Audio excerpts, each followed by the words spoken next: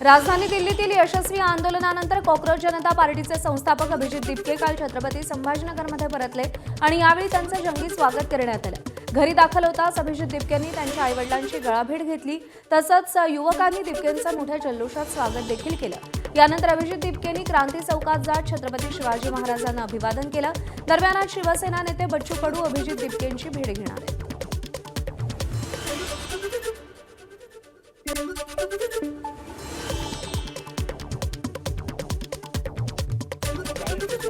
घरी आरामशीर झोपायला भेटेल, आईच्या हातचं जेवण खायला भेटेल, सगळ्यात जास्त आनंद ते याचा आहे। आणि दुसरी गोष्ट, जो विजय झालेला तो विजय खूप मोठा आहे। या देशाच्या युवकांनी दाखवून दिले की ते आता या सरकारला प्रश्न विचारण्यापासून घाबरणार नाही आहेत आणि फक्त प्रश्नच विचारणार नाही, गरज जर पडली तर सरकारला लाईनीवरी आणण्यासाठी हे या देशाचे युवक आता तयार झालेले आहेत। तर सरकार आता हे जे सगळं बाकी राज्यात स्टुडंट्सला सतवती हे धमक्या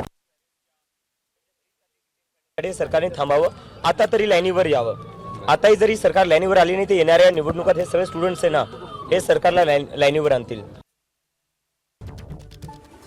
अजित पवारांचा थोरगा मुलगा पार्थ पवार आणि कायनाथ दार यांचा साखरपुडा काल पुण्यामध्ये पार पडला। या शानदार सोहळ्यासाठी अनेक मान्यवरांनी हजेरी लावली होती। पार्थ पवार यांच्या साखरपुड्यासाठी शरद पवारांसोबत पत्नी प्रतिभा पवारही उपस्थित होत्या। मुख्यमंत्री देवेंद्र फडणवीस, उपमुख्यमंत्री एकनाथ शिंदेही साखरपुड्याला उपस्थित होते। येरवडा येथील हॉटेल द रिट्स कार्लटोन इथं कार्यक्रमाचं आयोजन करण्यात आलेलं। या साखरपुडा सोहळ्यासाठी खास पण मोजक्या पाहुण्यांना निमंत्रित करण्यात आलं होतं। दरम्यान 27 फेब्रुवारीला पार्थ आणि कायनाथ यांचा विवाह सोहळा बारामतीमध्ये होणार आहे।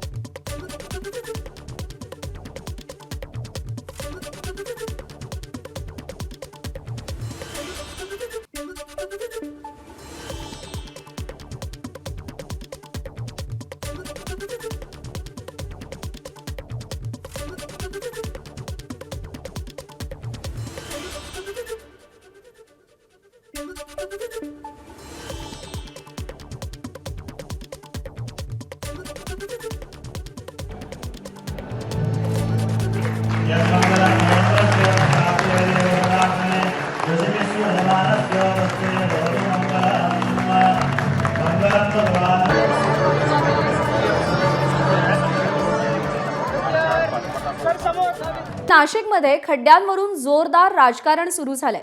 शहरातल्या सगळ्याच भागांमध्ये खड्डे असल्यानं दुचाकीस्वारांना जीव मुठीत धरून प्रवास करावा लागतोय। गेल्या 5 महिन्यात खड्ड्यामुळे नाशिकमध्ये 4 जणांचा मृत्यू झालाय।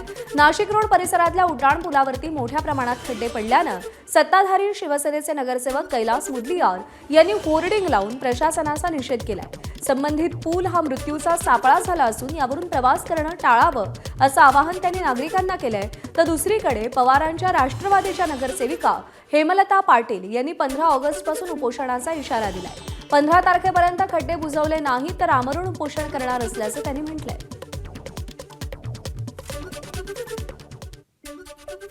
आम्ही आमच्या गटनेत्यांशी चर्चा केली होती। गटनेत्यांनी पण विशेष महासभा बोलवण्यासाठी सांगितलं, पण अजूनपर्यंत विशेष महासभा घेण्याचं काही यांचं काही दिसत पण नाही आहे। त्याच्यामुळे असा निषेधाचा बोर्ड मला नागरिकांसाठी लावावा लागला की नागरिकांना पण कळलं पाहिजे की आम्हीच नागरिकांच्या वतीने मी निषेध करतोय। आता हा निषेध असा समजून घ्यावा। आपण बघितलं असेल की रोज अपघात होत आहेत, लोक मृत्युमुखी पडतायत आणि रोज मारामाऱ्या होत आहेत ह्या ट्रॅफिक जॅमवरून।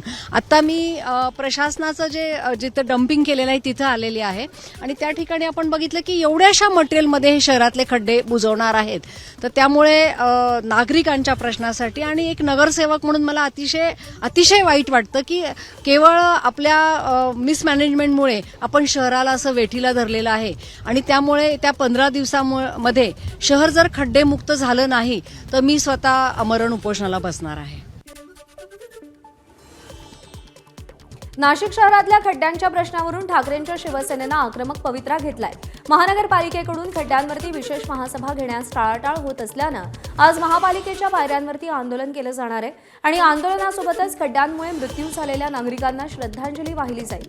दरम्यान महासभा न घेतल्यास महापालिकेवर मोठ्या स्वरूपाचा मोर्चा काढण्याचा इशारा ठाकरेंच्या शिवसेनेनं दिलाय। सावित्रीबाई फुले पुणे विद्यापीठातील वित्त व लेखा विभागातील कर्मचारी रमेश मुखेकर यांना बनावट गुणपत्रिका आणि पदवी प्रमाणपत्र प्रकरणी निलंबित करण्यात आलंय. त्यांच्या विरोधात 70,000 रुपये घेऊन बनावट कागदपत्र दिल्याची तक्रार असून व्हॉट्सअपवर मूळ कागदपत्रांसारख्या प्रतिमा पाठवल्याचा आरोप आहे. संबंधित कर्मचारी परीक्षा विभागात कार्यरत नव्हता आणि ही कागदपत्र अधिकृत अभिलेखांशी सुसंगत नाहीत असं विद्यापीठानं स्पष्ट केलंय. या प्रकरणी चतुश्रृंगी पोलीस ठाण्यामध्ये फिर्याद दाखल करण्यात आली असून तपासामध्ये इतरांचा सहभाग आढळल्यास त्यांच्यावरही कठोर कारवाई केली जाणार आहे. विद्यार्थी आणि पालकांनी बनावट कागदपत्रांच्या आमिषाला बळी न पडता अधिकृत प्रक्रियेवरच विश्वास ठेवावा असं आवाहन देखील विद्यापीठानं केलेलं आहे. एबीपी माझा, उघडा डोळे बघा नीट.